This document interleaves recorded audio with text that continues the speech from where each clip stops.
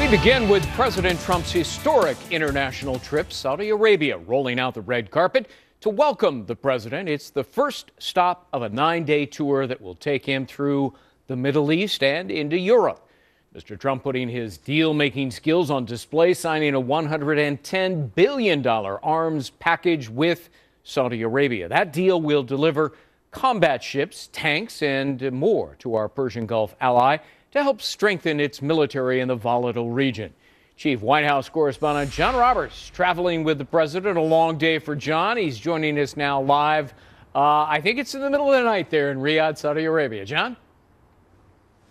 What time we got? Yeah, it's just turning 1 o'clock in the morning here, Greg, and good morning to you from Riyadh, Saudi Arabia. I think by most accounts, the first day of the president's very first foreign trip was very successful. You know, these things can be fraught with peril. You can make a wrong move and derail the whole thing. But the closest that the president came to a faux pas today was when he began to drink tea with his left hand and then switched over to his right hand. Very important in the Muslim world to eat and drink with your right hand.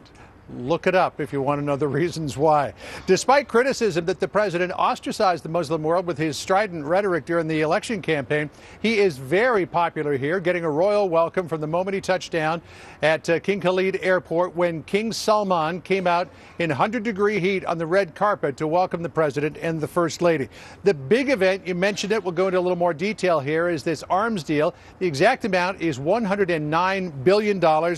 It will include tanks, armored personnel carriers, helicopters, ships, and the THAAD missile system. The goal is to help Saudi Arabia become a stronger force in the region than it already is. Here's Rex Tillerson, the Secretary of State.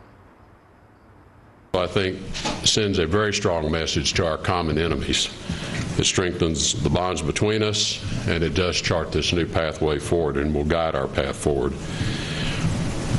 You know, at the core of our expanding relationship really are our shared security interest. America's security at home is strengthened when Saudi Arabia's security is strong as well.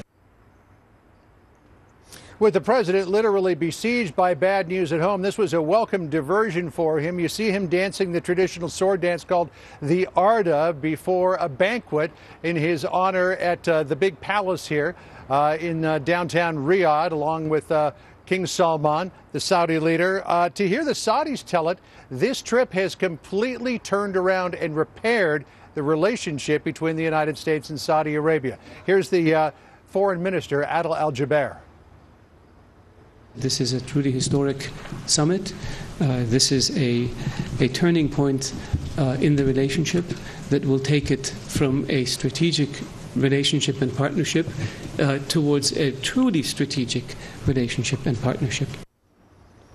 Now, the big test for the president will come tomorrow morning, Saudi Arabia time. Or actually, it's tomorrow afternoon, Saudi Arabia time. It's tomorrow morning, New York time, when he gives a speech before the Arab Islamic American Summit.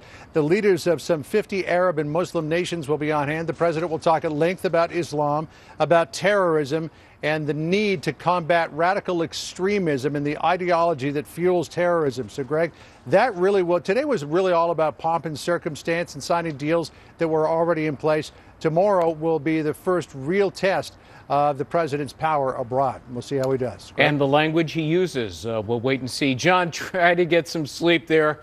Past 1 a.m. We appreciate it. John Roberts in Riyadh, Saudi Arabia. John, thanks. Thanks, Greg.